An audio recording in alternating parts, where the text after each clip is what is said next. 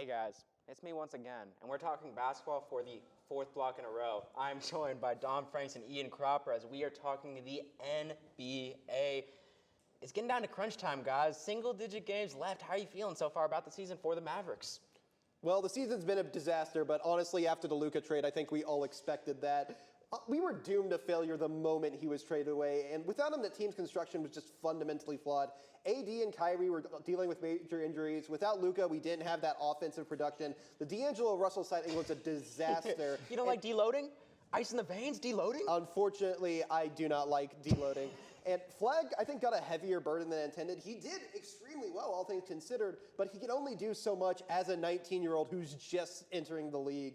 The best thing you can say about this year is that we cut our losses, Nico's gone, AD has been banished to Washington, and we're setting up for the tank really nicely with a 3-13 record in March. Yeah, March has been rough, and Cooper Flag has had some rough games, but overall, like Ian said, it's been a bright spot. I mean, Dom, how have you felt about Cooper Flag this year? Cooper Flag, I think himself has been absolutely amazing. I mean, I don't think you can wish any more of a player that just got drafted in his rookie year and, you know, is carrying a team that is barely a team, as much as, you know, we live here, so I mean, I love the Mavericks, but it's just not great. They're, I think, currently projected for the 6th pick, and you know, a good spot to pick up a new guard, maybe someone like Darius Acuff Jr. for chance. Especially in this draft. I mean, this is a stud-filled draft. Ian, are you excited for the draft for this Mavs team? You think they can fill some holes? I am, and building around Flag is going to be important because he has been on a really good run. 20.4 points, 6.6 rebounds, 4.6 assists per game. Look at some of the other players who have put up stats like that in their rookie years. Kareem, Bird, Jordan, Luka, and Wemby, who I'm sure we'll talk about in just a moment. Sadly, ruining the league. But when you put up numbers like that as a rookie, let alone as a teenager, it's extremely rare not to develop into a perennial MVP frontrunner. Completely agree, and I think we have to talk about the Rookie of the Year race. I mean, Cooper Flag, Con Knipple both have had some of the best years we've ever seen for rookies, if we're being honest. Who do you guys think has been the better rookie? Who would you give the award to? I personally am going to give it to Flag. Again, Dallas native, so, you know, probably a slight bias. But Flag is doing amazing. He is averaging 20.3 points per game, 6.5 rebounds per game, 4.6 assists per game, and 1.2 steals per game. So, you know, that's an insane stat line for any player, let alone a rookie of the year candidate who is carrying his team and has no help at all. Ian, how about you? Now, I'm not a Dallas native, but I have lived there most of my life, so it really, really pains me to disagree, but I gotta give it to Con. Like, Cooper Flag has been electric, but he's not leading his team into the playoffs like Con is, and he's taking the Charlotte Hornets from a 63-loss campaign to a pretty heavy favorite in the play-in tournament, and he has emerged as an electric piece of that offense. I do think that's worth rewarding, even if it's just for this season, and I do expect Flag to be better in the long term. That's fair. I saw a stat today. It was rough for Flag. It said they ranked all 289 eligible players in the NBA in terms of effective field goal percentage. Number 1, Con Knipple. Number 259, Cooper Flag. So, I mean, the gap in efficiency and just what Con is doing for a Charlotte team that has really turned around this year, I think I also sadly have to go with Con. Yeah, I think Con's in another, they're not in the same situations at all. Oh, definitely not. Flag has to do a carry job for a team that is ranked 13th in their conference. Meanwhile, Con gets to be on a Hornets team that's actually prospering, and he gets to be like the second or third option behind, you know, LaMelo Ball, who's been one of the greatest young players that we've seen in the NBA in a long time. He's had a really bounce-back year. A lot of questions for LaMelo Ball before this year with the injury, if he could lead a winning team, but I think a lot of the doubters have been shut down this year, and I think you mentioned them as a favorite for the play-in tournament. I think they might be shooting a little bit higher, but let's talk about the playoffs. You know, who are your favorites in each conference? Now, for the East, I'm going with the Celtics. They've been consistently great all season, thanks to Jaylen Brown having the season of his life, and now they're just getting Jason Tatum back.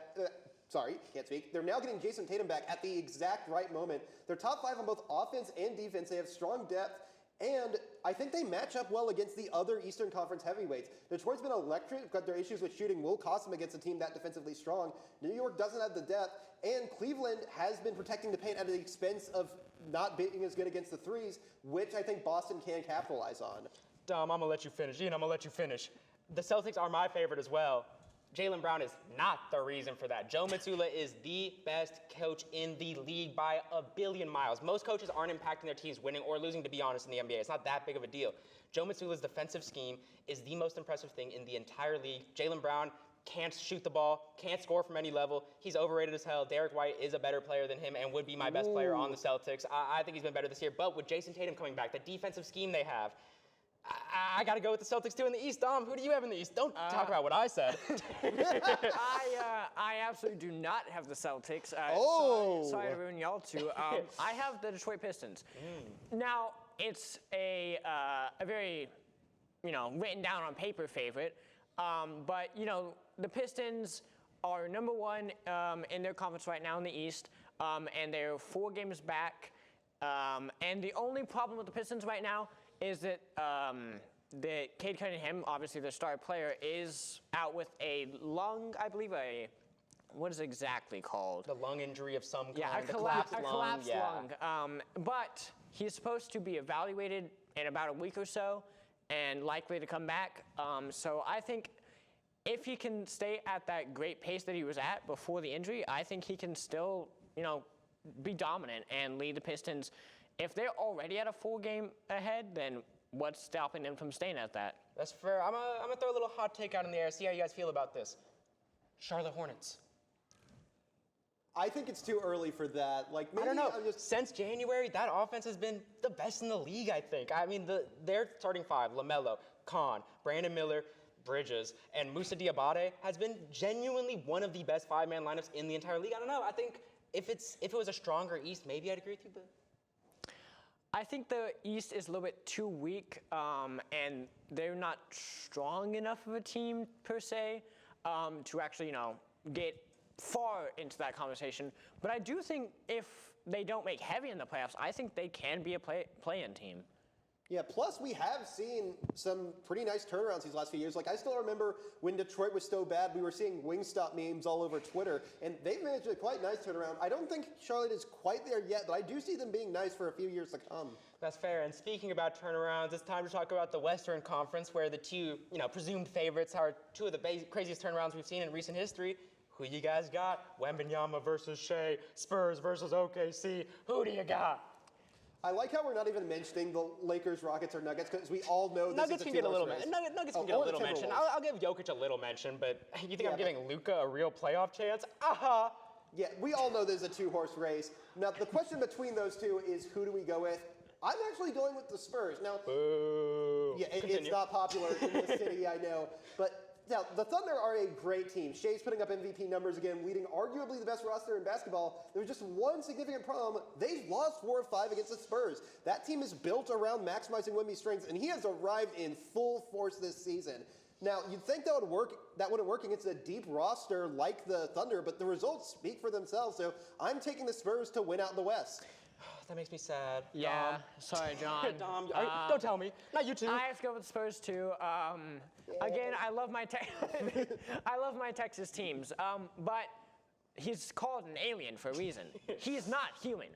He is no way. He's just 7. What are they listed at? 7'3", I think. 7'4". 7'3". Yeah, he's not that. He's something insane.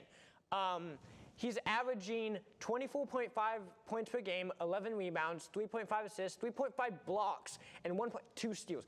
He has 1.2 steals as a center who is no way as tall as he says he is. Can I start pushing like a steroid agenda? Can we just say he's doing steroids or something? Can I just say hate on him some way? Like, I just hate Wemby.